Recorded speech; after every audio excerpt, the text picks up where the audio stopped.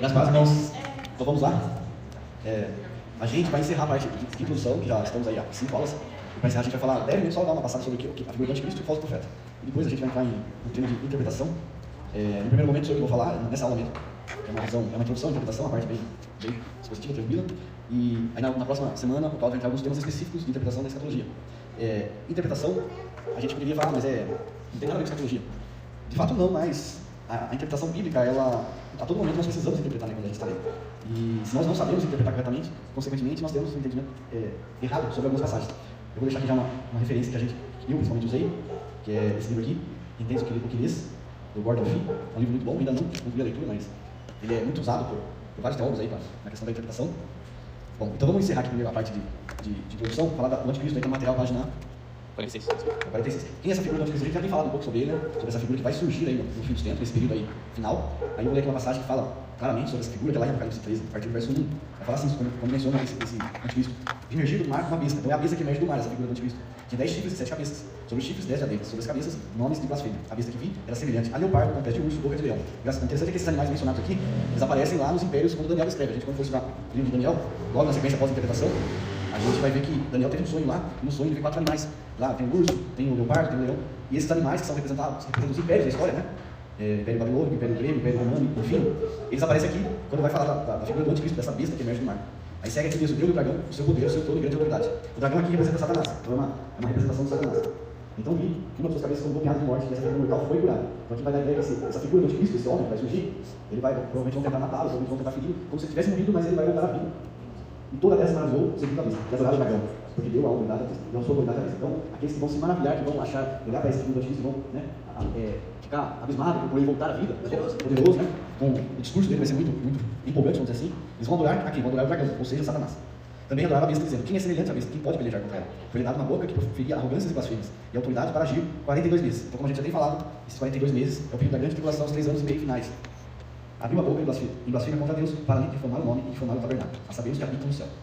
Foi-lhe dado também que pelejasse contra os santos e os vencesse. Então aqui é uma figura nossa, né? A igreja, aqueles que são de Cristo, os santos. E fala que essa besta ela vai vencer, né? Pelo menos por um tempo, né? Que a gente viu que quando Jesus retorna, Jesus destrói todos os seus inimigos. Deu-se ainda a autoridade sobre cada tribo, povo, língua e nação. Aqui, quando a gente for estudar um pouco mais a fundo, a gente vai ver que tem uma corrente que entende que o anticristo vai dominar sobre todo o mundo, e tem outra corrente que entende que ele domina sobre uma região. A gente está alinhando mais ou menos nesse sentido, que ele domina sobre uma região, até por conta de onde ele vai surgir, que a gente tinha mencionado, né? Sobre o Oriente Médio, sobre a descendência de Ismael.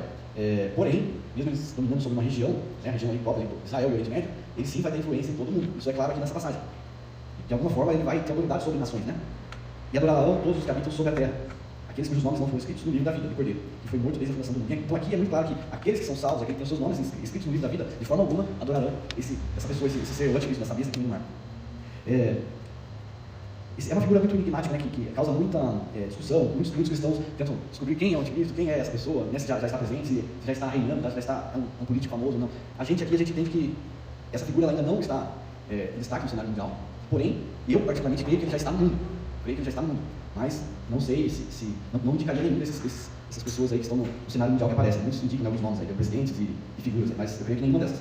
Eu creio sim que essas figuras, como foi falado, o Paulo falou na última aula, todas essas figuras elas atuam pelo Espírito do Anticristo, preparando, né? Vamos dizer assim, entre aspas, preparando o caminho para o Anticristo, né? E nós cremos sim que é uma pessoa, né? Porque também tem questão de algumas linhas, algumas vertentes que vão dizer que não é uma pessoa, que apenas o Espírito do Anticristo agindo, e não vai ser uma pessoa que vai surgir na figura desse Anticristo, vai ser somente o Espírito do Anticristo. Mas nós cremos sim que é uma pessoa, um homem, que vai surgir no cenário mundial. Isso é importante deixar bem claro. Ele fala que é número de homem, né? Na verdade, isso aí é uma outra coisa, uma outra questão, que eu acho que eu mencionei em uma das aulas. O número 6, ele é o número de homem, no sentido de que é imperfeição. Porque 7 no hebraico, fala de Deus, 7 é o número de Deus, o número da perfeição. Tanto que a gente vai ver muita passagem que fala do 7 selos, 7 profecias, 70 semanas, 7 vezes 7. O 7 representa o número de Deus, e o 6 representa o número de homem. E por que 6? É a trindade satânica. Satanás sempre copiando a Deus. E aí a gente vê que o anticristo, o falso profeta e o próprio Satanás, o dragão, é a trindade satânica agindo nesse período. Por isso o 666. Como eu mencionei também, a figura de Antíoco Epifânio, quando ele surgiu aí no segundo século a.C., ele foi um dos governadores que reinaram após Alexandre o Grande. Para quem não lembra, Alexandre o Grande foi um imperador grego que surgiu, acho que, se não me engano, ele tinha 18, 19 anos, ele começou a reinar, e ele expandiu o reinado de uma forma muito rápida. Só que ele morreu muito jovem, se não me engano, 32 ou 33 anos ele morreu. E aí, depois que ele morre, surgem 4 governadores que vêm dessa origem, né, do Império, e reinam. Um na região da Europa ali mesmo, né, naquela península ali da Itália, da Grécia, o outro na África, mais ao sul de Israel, o outro ao norte de Israel, que no caso vai surgir o Antíoco, e o outro mais ao Oriente. E ali em Daniel 11 vai falar sobre, Daniel 9, Daniel 10, 11, vai falar sobre uma guerra do Reino do Norte e Reino do Sul. O que Daniel está falando é sobre essa fase da história. Lembrando que Daniel, ele viveu o tempo do Império Babilônico, ou seja, antes, e ele ainda participou do Império Persa com o Sírio, né? Então Daniel não viveu o Império Grego, então ele está profetizando o que ia acontecer. E quando surge essa divisão dos 4 reinos ali do Império Grego, na verdade não seriam 4 reinos, mas seriam o próprio Império Grego, só que dividido, né? Mais frágil. E aí há uma guerra entre o Reino do Norte de Israel e o Reino do Sul de Israel. E o Reino do Norte ele se sobressai e surge depois essa figura do Antíoco. E ele invade Jerusalém, ele profana o templo, ele sacrifica um porco ali no templo, que é um animal impuro para Deus. Então esse Antíoco Epifânio, ele é uma tipificação do Anticristo. Ele cumpriu parcialmente a profecia de Daniel. Porém, essa profecia ela vai se cumprir plenamente no final do período. Por que a gente afirma que ela vai se cumprir ainda? Porque se a gente for ver em Apocalipse, que é escrito por João, no ano 90, depois de Cristo, ele vai repetir muita coisa que Daniel falou. Então tem alguns que entendem, de forma errada, que Antíoco cumpriu toda a profecia de Daniel. Jesus, em Mateus 24, também fala. Mas como é que poderia ser Antíoco, que foi uma figura do Anticristo, se é repetida essa profecia por Jesus e por João, depois do Império Grego já ter passado, né? Então a gente crê que as profecias, as figuras proféticas, como a gente mencionou já em algumas aulas, elas se cumprem, elas têm um efeito cíclico, né? Elas se cumprem parcialmente, mas elas vão se cumprir plenamente nesse período final aqui que a gente está tratando. Deixa eu ver se tem mais uma coisa sobre o Anticristo. E assim, se vocês quiserem saber mais sobre Antíoco Epifânio, já tem um protótipo do Anticristo, os irmãos podem ler o livro de Macabeus. O livro de Macabeus é encontrado nas Bíblias católicas, ou se você pesquisar na internet você vai achar.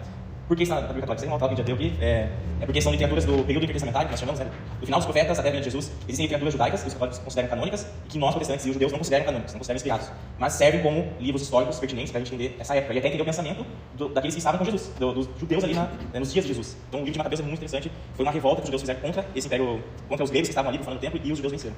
Bem interessante. Agora a figura do falso profeta, que João vai escrever, vai falar que a besta que emerge da terra. Apocalipse 13, versos 11 a 17. Vi ainda outra besta emergir da terra, possuía 2 chifres, parecendo cordeiro. Então aqui, eu lembro que eu mencionei que essa seria uma figura mais religiosa, né, de cunho religioso. Por quê? Porque ele vai parecer um cordeiro, ele vai se parecer com alguém do povo de Deus, né? Mas ele não é um cordeiro, mas falava como dragão, que a palavra fala. Então, ou seja, ele tinha a fisionomia como se fosse um cordeiro, mas a voz era de Satanás. Hoje a gente já vê essa figura surgindo em algum meio evangélico assim, o espírito, né, do falso profeta agindo em igrejas que pregam, né, como se fosse a palavra de Deus, mas falam como Satanás, né, a voz das trevas, né, usando a Bíblia, né. Exerce toda a autoridade na primeira vista na sua presença. Faz com que a terra e os seus habitantes adorem a primeira vista, cuja ferida mortal foi curada. Também opera grandes sinais, de maneira que até fogo do céu faz descer a terra, diante dos homens, segundo os que habitam sobre a terra, por causa dos sinais que lhe foi dado executar diante da besta, dizendo aos que habitam sobre a terra que façam uma imagem à besta, aquela que, ferida a espada, sobreviveu. E lhe foi dado comunicar fôlego à imagem da besta, para que não só a imagem falasse, como ainda fizesse morrer quantos não adorassem a imagem da besta. Esse trecho aqui, eu estava lendo, estudando novamente, preparando a aula, e aí me veio à mente algumas questões. Quando ele fala aqui que essa besta, que esse falso profeta, ele comunica fôlego à imagem da besta, para que essa imagem possa falar, e ainda que ela pudesse também fazer morrer aqueles que não adorem a imagem, surgem algumas questões que eu vou deixar em aberto, aí vocês pensam e vocês decidem, né? Porque a imagem da besta, né, que é a imagem do anticristo, ela terá fôlego, que é o que a palavra fala, uma imagem que vai ter fôlego. Poderá matar os que não adoram, ou seja, ela tem poder de ação, né? Então ela poderia ser uma espécie de humanoide. Então é uma questão que eu deixei aberto. A gente sabe que hoje, o desenvolvimento da tecnologia, a gente vê robôs cada vez mais parecidos com seres humanos. Então, é uma possibilidade, mas eu deixei aberto, não estou falando que seja isso. Esse falso profeta ele vai ser um aliado do anticristo, né? Compõe a trindade satânica, né? E ele exerce um papel, como eu falei, religioso. E eu creio, né, que vai ser uma religião mundial de adoração à besta, né? A besta, o anticristo e o próprio Satanás. Ele tem poder também, como a gente viu, de operar milagres na presença do anticristo. E a sua atuação é semelhante à falsificação do espírito de Elias. É como se ele estivesse anunciando, né, porque Jesus fala que antes da vida dele, Elias viria para anunciar a sua vida. Então o falso profeta vai ser uma falsificação do espírito de Elias. Por quê? Porque aqui na passagem a gente vê que ele tem poder de fazer descer fogo do céu. Quem fez fogo descer do céu foi Elias, né? Quando a gente vê lá em 1 Reis, capítulo 18, Elias fez descer fogo do céu para consumir o altar contra os profetas do Baal. Então esse falso profeta, ele age como se fosse Elias, aquele que anuncia a vinda de Jesus, mas aquele que está anunciando a vinda desse falso Jesus, por isso que a gente fala que é o anticristo, aquele que é contrário a Cristo, ou a Jesus. Ou semelhante a Cristo, né? Exatamente. Vamos entrar aqui na parte de interpretação. Vou ler 2 versículos para a gente começar a semana já. Material novo. Os 2 versículos iniciais, só para a gente entender o porquê da interpretação bíblica. Né? Isaías 46, versos 9 e 10. Lembrai-vos das coisas passadas da antiguidade, que eu sou Deus e não há outro, eu sou Deus e não há outro semelhante a mim. Desde o princípio, anuncio o que há de acontecer, e desde a antiguidade as coisas que ainda não sucederam. Que digo, meu conselho permanecerá de pé, farei toda a minha vontade. No outro versículo, Amós 3, 7. Certamente o Senhor Deus não fará coisa alguma sem primeiro revelar o seu segredo aos seus servos, os profetas. Então, a Bíblia, ela mesma fala da importância de entender, da importância da interpretação, porque fala que desde o início Deus revela todas as coisas. Então, quando a gente brincou lá na primeira aula, a gente falou que escatologia não é estudar Apocalipse, Daniel, estudar a Bíblia toda, esse versículo é base disso, porque desde o início Deus está revelando tudo, até o fim. Em Gênesis a gente vai ver que os 7 dias da criação refletem o entendimento sobre o período escatológico, o período profético, o tempo do homem na terra, e o último dia, o dia de descanso que o Senhor teve, né? Como eu falei, por que Deus descansa se ele não se cansa? Porque ele tira um dia de descanso, porque ele está apontando para o reino milenar do Senhor, o milênio do descanso da terra, o milênio do descanso do ser humano, sobre o reinado de Cristo, né? E quando a gente fala em interpretação, na verdade, todo leitor é um intérprete. Porque quando você pega a sua Bíblia, quando você abre, de alguma forma você está interpretando o que você está lendo. Né? Toda a carga cultural, toda a carga de conhecimento que você tem, né? Todo, vamos dizer assim, conceito, preconceito, forma de visão, tudo isso você acaba levando, ainda que seja inconscientemente, para a interpretação bíblica. Por isso que nós reiteramos várias vezes, nós não temos que olhar a Bíblia sobre o aspecto ocidental, sobre uma visão ocidental e sim sobre uma visão oriental. Porque nós temos essa carga da cultura ocidental, da cultura greco-romana. Isso já vem de séculos e séculos, ainda que inconscientemente isso esteja em nós. Na escola nós somos ensinados sobre essa visão, dessa cultura ocidental, e nós trazemos isso para a interpretação bíblica. Quando a gente lê textos, né, por exemplo, passagens, como eu mencionei, do céu, a gente tem aquela concepção de algo etéreo, algo que os anjos pulando nas nuvens e tal, né, tocando harpa. Essa é uma cultura ocidental, visão greco-romana, da filosofia de Platão, né, de que a matéria é má e o espírito é bom. Então a gente tende a espiritualizar tudo. Mas como eu falei, só reiterando aqui, eu falo que na verdade a matéria não é má, a matéria é boa. Deus criou tudo bom. Ele fala em Gênesis capítulo 1, tudo que ele viu, tudo que ele criou é bom. Então o corpo humano ele não é mau. Tanto que quando a gente receber, quando a gente for transformado e receber nosso corpo glorificado, nós vamos ter um corpo tocado, tangível, que vai se alimentar, que vai beber, que vai se alimentar, que vai poder ser tocado. Porque Cristo, quando ele aparece aos seus discípulos, ele comeu, ele bebeu, ele foi tocado. Então o corpo ele vai permanecer, só que vai ser um corpo glorificado, uma mente de Cristo, né? Aí eu fiz uma citação aqui eu fiz duas citações aqui, a mim subiu. Do Gordon Fee, uma razão mais significativa para a necessidade de interpretação acha-se na natureza da própria Escritura. Historicamente, a Igreja tem compreendido a natureza da Escritura de maneira muito semelhante à sua compreensão da pessoa de Cristo. A Bíblia é ao mesmo tempo humana e divina. A Bíblia, como tem sido dito de forma correta, é a palavra de Deus. Inclusive, o Paulo Condorou ele afirmou isso. Nós cremos que a Bíblia é a tua palavra, né? Porque tem as visões que falam que a Bíblia contém a palavra. Ou seja, eles falam que alguns trechos da Bíblia contêm erros, são relacionados ao homem, não a Deus.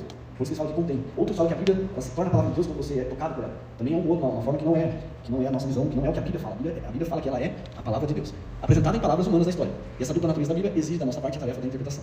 Nós sabemos que a Bíblia foi escrita por homens que de uma forma que o Espírito Santo guiou eles, mas não daquela forma que foi se ditando as palavras exatas, né? Como o Alcorão é assim. Maomé fala que o anjo do Senhor lá foi lá e ditou todas as palavras para ele. Então seria uma psicografia, não sei se esse é o termo correto, mas seria mais ou menos isso. E a Bíblia não é isso, a Bíblia não. As palavras são de homens, tanto que Paulo vai falar várias vezes que Paulo escrevo, né? Então é ele escrevendo, mas ele é usado pelo Espírito Santo de forma que todas as palavras contidas na Bíblia é da vontade do próprio Deus que estivessem ali.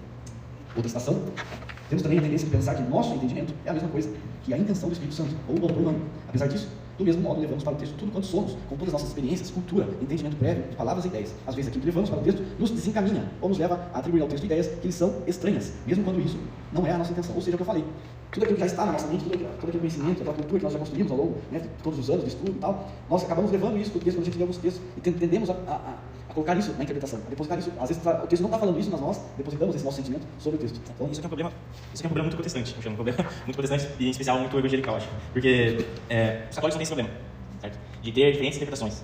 Ou não deveria, mas no dia a dia acho que tem. Por quê? Porque eles afirmam que quem tem autoridade para interpretar é a Santa Igreja Católica, Apostólica Romana. E, ao longo da história, nós vemos que o que eles faziam? Eles continham as escrituras e a interpretação e acesso às escrituras se dava apenas para os papas, os cardeais, os especiais dentro da igreja. E foi exatamente o tipo de pensamento que fez com que Lutero batalhasse pelo protestantismo, por esse rompimento. Porque a ideia dele era, a Bíblia precisa ser acessada pelo povo, precisa estar em uma linguagem acessível ao povo. Tanto que ele traduziu o alemão. E antes era permitido apenas, nós temos as traduções aqui da Vulgata Latina, em latim, e essa aqui é a linguagem oficial da igreja, e é isso. É a igreja que vai interpretar para vocês. Então nós vemos o quê? Muitos erros, né? Porque o próprio Lutero saindo dali de dentro da igreja, olha, mas não está escrito isso, por que tem... Estão me cobrando para a salvação, estão me cobrando para indulgências, não faz sentido isso. Então, com o protestantismo, o que você teve? Um acesso do povo à escritura. O povo agora tem acesso às escrituras, e nós já falamos aqui sobre a questão esqueci agora. Como chama? Aqui começaram a publicar. Pensa isso. E começaram a publicar as escrituras de forma que as pessoas agora tinham acesso. Você conseguia agora, de certa forma, imprimir e ter acesso ali cada pessoa ter acesso à sua própria Bíblia. Só que aconteceu com o avanço do protestantismo, se tem uma concepção que eu acho que é indo para um outro extremo, que é o quê? Eu posso ter a minha interpretação, o Felipe pode ter a dele. Claro, no fim das contas, isso ocorre em alguns pontos menores, mas os principais, aquilo que é essencial, não deveria ser. Não deveria ser. Então, aquilo que é a base ali da fé não deveria mexer. Mas nós vemos que hoje, por exemplo, você tem diversas possibilidades de interpretações, né? Isso faz com que muitas vezes aquilo que alguns irmãos falaram no passado não fosse levado muito em conta hoje. E esse é um problema, até. É um erro muito protestante mas é um erro que só é aberto quando você pode ter acesso à Bíblia e interpretar. Então, assim, tem o ônus, né, que é todo mundo pode ter acesso, mas também tem o ônus, que é agora todo mundo, cada um faz a sua própria interpretação. E aí eu queria dizer que, assim, a interpretação é livre, porém não deveria ser tão livre assim, tá? Você não pode discordar de alguns pontos fundamentais, mas aí acontecem, seitas são criadas, e a gente já sabe que dá problema. Só reforçando o que o Paulo falou, e aproveitando que o Herman falou, de fato, realmente, para a questão da salvação, eu creio que o Espírito Santo aqui vai conhecer, que vai fazer com que você viva, né, de acordo com o que o Senhor planejou para nós, mas para efeito de, principalmente, ensinamento, eu creio que o que o Herman falou é aplicável desde que não ensine. Por que eu falo isso? Porque aí cai no que o Paulo falou, porque se você falar só o Espírito Santo, eu creio que o Espírito Santo vai me trazer o entendimento correto, e isso basta. Tem uma passagem do livro que eu estava lendo, esse professor, ele estudou a Bíblia, a interpretação, e ele estava ministrando uma aula sobre interpretação, num seminário teológico, né? De repente um aluno começa a chorar, e aí ele até comecei, será que eu ofendi esse aluno? Ele perguntou para o aluno, por que você está chorando, né? O que aconteceu? Aí o aluno responde para ele, eu estou chorando porque você falando sobre toda essa questão da interpretação, e o Espírito Santo simplesmente leio e revela tudo. Você vê, pode ser uma... essa fala pode se traduzir de duas formas. Ou um espírito de arrogância, que eu creio que não era, eu creio que também não é, o que a Ana falou, lógico. Ou um espírito de, talvez, auto-entendimento do que estava sendo explicado. Porque quando a gente fala em interpretação, tem algumas passagens que você vai pegar, por exemplo, quando fala de filactério, quando fala quando o João escreve, fala que ele se espanta com a mulher sobre vestido de escarlate. O Espírito Santo, eu já vi várias interpretações sobre esse texto. Eu creio que muitos vão falar, o Espírito Santo trouxe esse entendimento. Mas eu creio que só tem um sentido. Não tem outro sentido, só tem o sentido correto dessa passagem, por exemplo. Então aí é que a gente tem que ir para a interpretação, a gente tem que entender. Aí eu vou falar um pouco aqui sobre exegese e sobre hermenêutica. Exegese é você ir para trás, voltar lá no tempo. O que aqueles autores que escreveram estavam querendo dizer àquelas pessoas daquela época, naquele contexto cultural. Então nós temos que partir daí, da exegese. Porque se a gente não entender o sentido original da palavra, o que está sendo dito lá, a gente vai gerar uma interpretação de acordo com o nosso sentimento, nossa cultura. E a hermenêutica, aí sim, você vem para cá, para o texto hoje. Aquele texto falava aquilo, exegese, e o que ele quer falar hoje, a hermenêutica. Eu vou andar aqui na aula e a gente vai voltar esse ponto aqui. Então a escritura, ela é Deus escrevendo, né, uma única história ao longo, né, do tempo. E Deus ele vai pegar a história do próprio ser humano e vai se revelando na história do ser humano. Então não é uma revelação estática, como é o Alcorão. O Alcorão, Maomé foi lá, sentou e fez tudo uma vez. Não tem história, é revelado ali num momento só. Mas não, a Bíblia é Deus revelando, falando do ser humano ao longo da história. A gente vê lá desde o Gênesis, passa por Abraão, por a história de José no Egito, conta a história de Moisés, que Moisés foge, e depois vem dos reis, depois vem a divisão do reino judeu. E, enfim, é sempre Deus escrevendo ao longo da história, falando de reis como Nabucodonosor, como Ciro, como Alexandre o Grande, ou seja, Deus usando a história para falar com a humanidade. E, por conta disso, nós vemos que, ao mesmo tempo, há muita divergência de interpretação, aplicando vários significados à palavra do Senhor, à Bíblia. E, como eu mencionei, isso se deve ao fato de que há vários gêneros literários nas Escrituras. E quando a gente fala de aplicado à escatologia, ao fim dos tempos, nós vamos ver, por exemplo, gêneros literários de forma escrita apocalíptica, de forma profética, de forma poética, né? Salmos, Jó, né? De forma poética, e narrativas falando sobre a história, né? Nós temos que entender essas passagens dentro do próprio contexto. O contexto é tudo que está em torno daquele texto, o que vem antes, o que vem depois, o que está sendo dito ali, né? Naquele momento ali. E aí eu vou falar um pouco sobre métodos de interpretação literal e alegórica. Esses dois métodos, quando a gente vai para os textos bíblicos, a gente vê que eles estão presentes, tanto literal quanto alegórico. O que nós precisamos identificar é se aquela passagem ela deve ser interpretada de forma literal ou se ela deve ser vista de forma alegórica. Porque o que acontece muito é textos que deveriam ser interpretados literalmente são interpretados de forma alegórica. E aí a gente vê as divergências, por exemplo, daqueles que entendem que o milênio do Senhor já está acontecendo. Porque eles pegaram um texto que fala sobre o milênio e tornaram esse texto alegórico, espiritualizado. Então eles veem que Cristo está reinando, né, no reino espiritual. E aí aplica-se uma interpretação equivocada. Por isso eu requero da necessidade da gente buscar. E eu creio que esses irmãos que vêm dessa forma também tem alguns que são cristãos sinceros. Então isso vai gerar efeitos para a salvação deles? Não. Só que gera um efeito para um entendimento errado das Escrituras. E nós aqui buscamos ter um entendimento correto. Não que nós detenhamos isso de forma alguma. Nós já falamos várias vezes. Que nem, agora surge a pergunta da terra. O que significa? Não sei. A gente fala que muitas coisas a gente vai falar, não sei. Vamos tentar buscar, vamos ver o que é. E é literal? Possivelmente não. Exatamente. É uma Porque figura de linguagem. ele não vai sair da terra, o outro não vai surgir do mar. Provavelmente uma figura de linguagem, né? Tá usando uma... Senão é só fazer um muro lá, igual o Trump tá fazendo. Essas vezes no México ninguém passa ali, ninguém não cai. Então nós não detemos todo o conhecimento correto. Nós não sabemos muitas coisas a gente não sabe. A gente vai falar, não sei, vamos ver. Vamos buscar juntos, tentar construir a melhor interpretação sobre isso. Mas são questões, vamos dizer assim, secundárias. O principal a gente vai trazer aqui, né? Como a gente tem falado. E dentro dessa visão de uma interpretação correta, a gente tem que buscar a compreensão se o contexto está falando de forma literal ou de forma alegórica. Eu já mencionei de Isaías, né? Isaías, quando escreve que as nações subirão a Sião para entregar suas ofertas. Isso é uma escrita literal. Porque o contexto, quando você analisa todo ali os capítulos anteriores, os capítulos seguintes, você vai entender que é literal. Até porque algumas profecias dentro daquele contexto já se cumpriram de forma literal. Então você não pode pegar. Se já se cumpriu literal, você não pode aplicar um efeito alegórico ao restante do texto. Seria uma incoerência na interpretação. Mas o próprio Isaías também escreve questões alegóricas. Um exemplo, vou dar de irmãos. Isaías 60, versículo 16. Quem pode ler pra gente? Figura de linguagem. Ele é uma figura de linguagem que usa, né? Você tomará o leite das nações e se alimentará o leite dos reis. E saberá que eu sou o Senhor, que eu sou o seu redentor poderoso. Então, esse é um belo exemplo. Eu vi um professor dando uma aula sobre isso, e ele dá exatamente esse exemplo. Ele tinha um amigo dele que gostava de ler somente de forma literal, tudo é literal. Ele fala, então lê isso aqui. Então, vamos beber nas tetas dos reis, de forma literal. Seria uma cena muito horrível, né? Você pensar. Na verdade, eu acho que esse versículo específico, lógico, não é literal, mas não seja uma interpretação agora, seja uma metáfora dentro do contexto literal. A gente vai ver também tem as figuras de linguagem. O que Isaías está fazendo? Ele está usando uma metáfora, de você beber na cabeça da vaca, né? Beber, para se aplicar ao fato de que Israel vai receber riquezas das nações. Isso é literal, né? Então a gente enxerga o contexto literal, porém, ele usa uma metáfora. E aí é questão de linguística, questão de entendimento do que está sendo escrito. São metáforas no meio do contexto literal. Mas eu não diria que seria uma aplicação da interpretação alegórica. Porque quando a gente vai ver a interpretação alegórica, realmente você pega todo o texto que está sendo uma alegoria. A alegoria, por exemplo, da noiva de Cristo. Como que eu, sendo homem, vou ser noivo. Mas Jesus usa uma alegoria da noiva e do noivo. Aplica-se à igreja. É uma alegoria. Não é que a igreja vai se vestir realmente, não é como vestir de noivo, né? Alguém vestido de noivo, imagina que coisa mais bizarra. Mas não, é uma alegoria de Jesus usando a figura do noivo e da noiva no casamento. E isso é uma alegoria. A mulher, em cima do dragão, vestida de sangue, bebendo sangue dos servos de Deus. Né? E ela é alegórica. Sim, é um símbolo e que João identificou. Por que eu falo isso? Quando você for para a passagem, você vai ver que João, o anjo está vendo um monte de coisa bizarra, assim, um monte de coisa tremenda. E em nenhum momento ele se espanta. Mas quando ele vê essa figura da mulher, fala que ele se espantou. Por que ele se espantou? Aí a gente vai ter que entender. Aí eu volto aqui que eu não falo do Espírito Santo. O Espírito Santo pode trazer entendimento certo? Pode, lógico que pode. Eu creio, lógico. Mas ele também demanda que a gente vá buscar entender o que é a cultura judaica e por que João se espantou. E quando a gente vai estudar a figura, a história dos judeus, vai ver que lá atrás tinha uma figura lá no templo lá da Torre de Babel, que era uma deusa, que os judeus se curvaram a essa deusa. Então, e essa deusa é a representação dessa mulher. Por isso que João se espanta quando ele vê novamente isso. E João viveu na época da Torre de Babel, não. Ele tinha um conhecimento histórico, tinha um conhecimento cultural. Mesmo ele sendo usado pelo Espírito Santo para escrever isso aí, ele tinha um conhecimento cultural, porque senão ele não se espantaria ao ver essa figura. É por isso que eu falo. Eu não me lembro, é mais para trás. Diana já é o Romanos, né? Não, é lá para trás, é lá na Torre de Babel. Eu vou buscar realmente a fonte exata, eu não me recordo. Mas é lá da época que construiu lá a Torre de Babel, lá onde? Nimrod, na época de Nimrod. Vou trazer mais. O texto que eu trouxe foi a pergunta 17. E vi a mulher montada na besta escarlate, besta liberta de nomes de blasfêmias, com sexo dele, a cabeça alta. Estava vestida de púrpura, escarlate e pintada de ouro, tal, tendo na mão casas de ouro, transbordante de abominações e das imundícias da sua prostituição. Coisa grave, né? Vamos seguir, para finalizar, quero finalizar essa parte de interpretação alegórica literal, para na próxima aula passar a palavra para o mestre Cláudio, que já foi minha cota, já. É brincadeira. Então, quando a gente fala em método literal, vamos para as características do método literal, né? E a gente vai ver também que tem pontos que são prejudiciais, só a interpretação literal. Mas as características, leitura de acordo com o sentido usual das palavras. Então, é uma interpretação literal, ela assume que o que você está lendo é que você está entendendo aquilo que você está lendo. Realmente, você pega aquela palavra, o seu sentido que você usa no dia a dia, e traz e fala, realmente, é isso mesmo, está falando, é isso mesmo, que está querendo dizer o texto. Respeita o gênero literário. Então, quando você adota esse método literal, você está reconhecendo que há diferentes estilos na Bíblia, como eu mencionei, estilo poético, profético, parábolas, profecias, e você lê esses textos de forma literal de acordo com o seu gênero literário. Por exemplo, aqui eu coloquei uma narrativa histórica será lida literalmente, está narrando a história. Então, quando você pega um livro de história, você não vai querer extrair interpretações diferentes do que está sendo dito pelo historiador, é literal mesmo. Confiança na clareza da escritura. Nós cremos que a Bíblia é clara, né? Os defensores do método literal acreditam que a Bíblia é a mensagem central, que é o que o irmão falou. A mensagem central ela é clara e acessível, aquilo que o irmão falou, de que o básico é necessário para você ser salvo, necessário para você ter fé, para você se levar a Cristo. Isso é claro. Aí, lógico que tem textos difíceis, mas que são termos mais específicos, como escatologia, por exemplo. Quais as vantagens do método literal? Coerência. A interpretação literal ela proporciona uma abordagem sistemática e consistente para que nós possamos entender os textos. Estabilidade e certeza. Então, quando você interpreta de forma literal, não dá margem a várias interpretações, porque se você pega aquilo, interpretou literal é aquilo.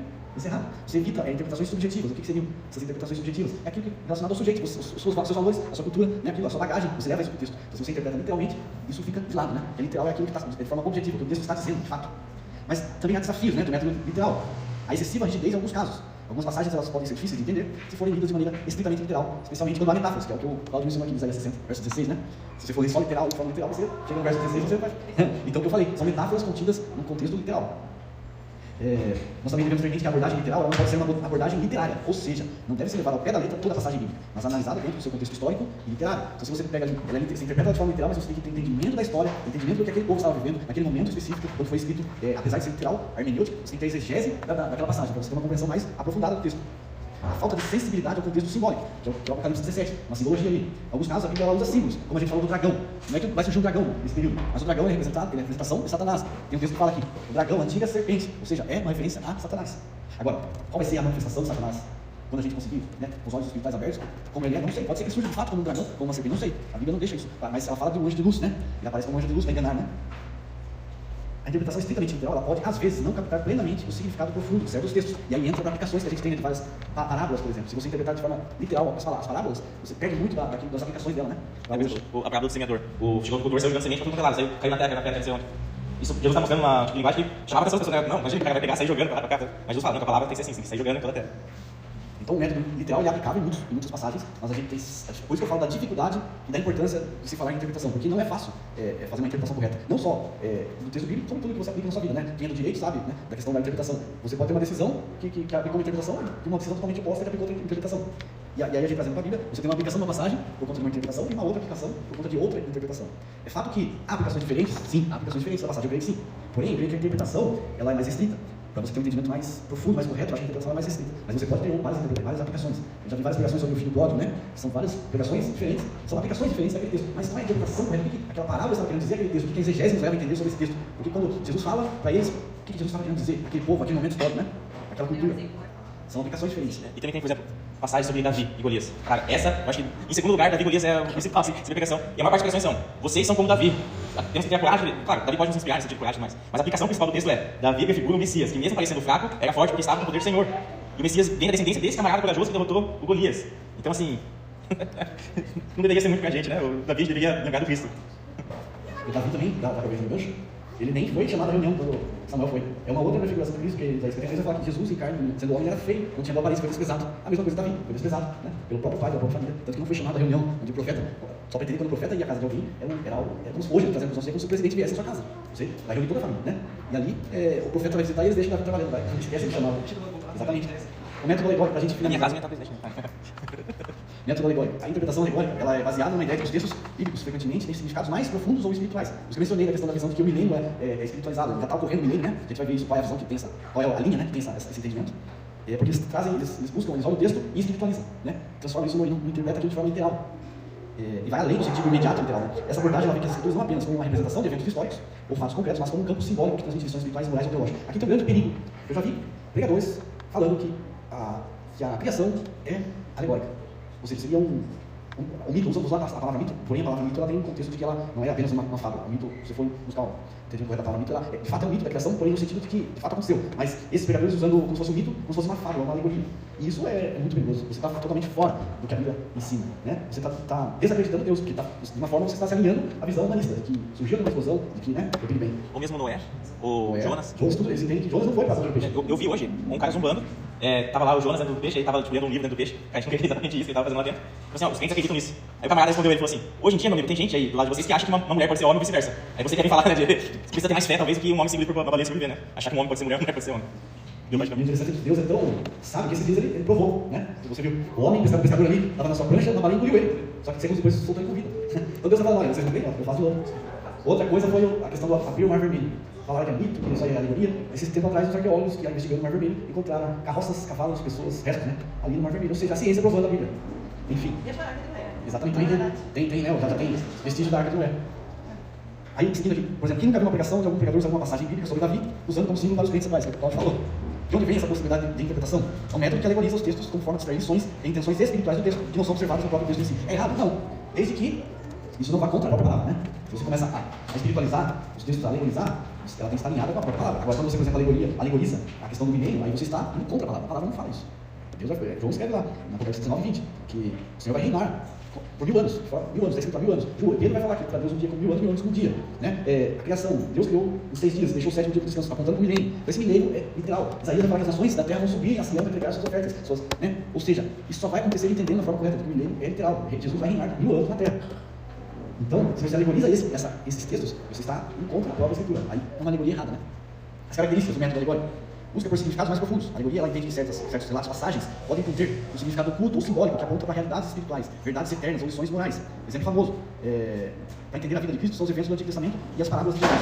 Eu lembrei aqui, lendo aqui, que a questão da alegoria também, então cuidado para não incorrer em heresias, né? Alegorizar muito, e você, de forma que se espiritualiza uma coisa, acaba fugindo da palavra. E quando a gente fala em espiritualizar, talvez a nossa cultura, que eu falei da cultura ocidental, do grego, romano, essa questão de tornar tudo espiritual é a influência do próprio Platão, da filosofia dele, que a matéria é má, né? E o campo das ideias, né? É o campo da perfeição. Então, você transforma tudo em espiritual porque você entende que o reino milenar material é mal, a matéria é má. Então, vamos interpretar isso de forma alegórica. Às vezes, de forma inconsciente, você faz essa interpretação. Não de forma muitas vezes não é intencional, mas de forma inconsciente, por conta da carga cultural. Aí voltando, né? A questão de que você leva para o texto aquilo que você tem, toda a sua cultura, todo o seu conhecimento. Um exemplo muito grande é a própria encarnação do Senhor Jesus. Jesus estava em carne, era Deus em carne. E assim, irmãos, com todo o temor do Senhor que eu falo, porque é uma verdade das escrituras. Maria trocou fralda de Jesus. Jesus fazia suas necessidades. Fralda de pano. Fala de pano. Provavelmente, né? Vocês tinham bumpers ali, uma coisa. Mas são coisas que no pensamento grego parecem um absurdo, mas Paulo fala, é um absurdo do evangelho, né? Deus se fez carne, habitou entre nós, viveu uma vida perfeita, morreu no nosso lugar, ressuscitou dos mortos e venceu a morte. Parece um absurdo. O pensamento grego. É por isso que quando Paulo chegava lá no Areópago, que é o lugar onde os grandes filósofos falavam suas ideias lá, as pessoas dizem que o Areópago hoje é a internet, né? Mas antigamente tinha um lugar onde as pessoas iam lá para escutar as filosofias crentes novas. E Paulo chegava lá falando isso, pessoal, esse cara é um absurdo, é um louco, e alguns creram e seguiram ele. Também outra característica, né, do método alegórico, que a gente já falou, né, simbolismos e metáforas. A alegoria ela vai focar em metáforas e simbolismos, em símbolos, né? Um exemplo é João 10, quando fala da figura do bom pastor, né? Pregações pegando a figura do pastor, representando a liderança de Cristo e as ovelhas dos crentes, né? Essa é uma interpretação, uma aplicação correta dentro dos princípios bíblicos, não tem problema algum, né?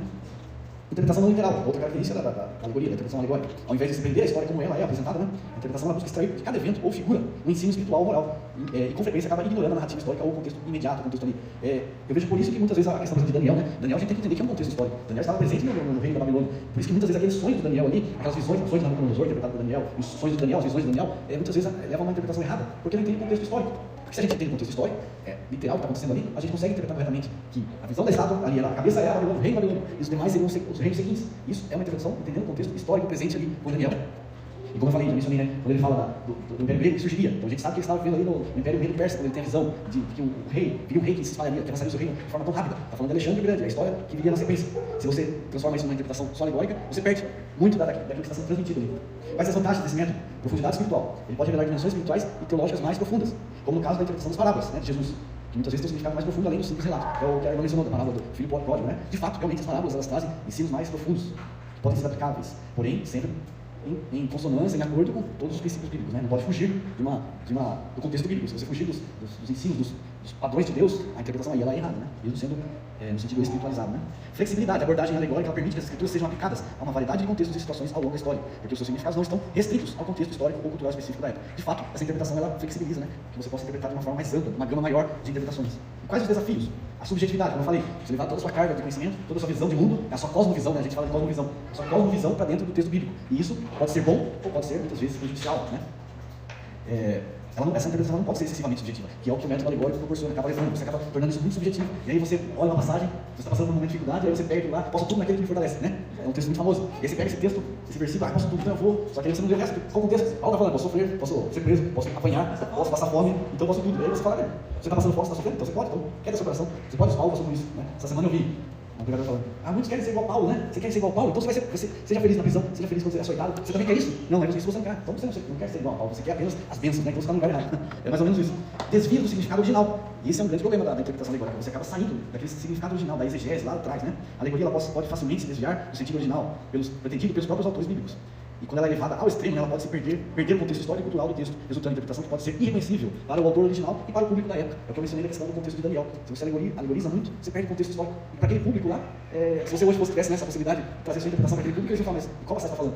Né? Então, essa falta de exegese, buscar aquilo que está sendo dito lá para aquele público, a intenção do autor bíblico naquele contexto, isso é importante. E aí a gente deixa um quadro aí, depois só um quadro comparativo entre o método literal e o método alegórico, e a gente para por aqui, porque na aula seguinte, aí o Cláudio vai entrar em outros temas.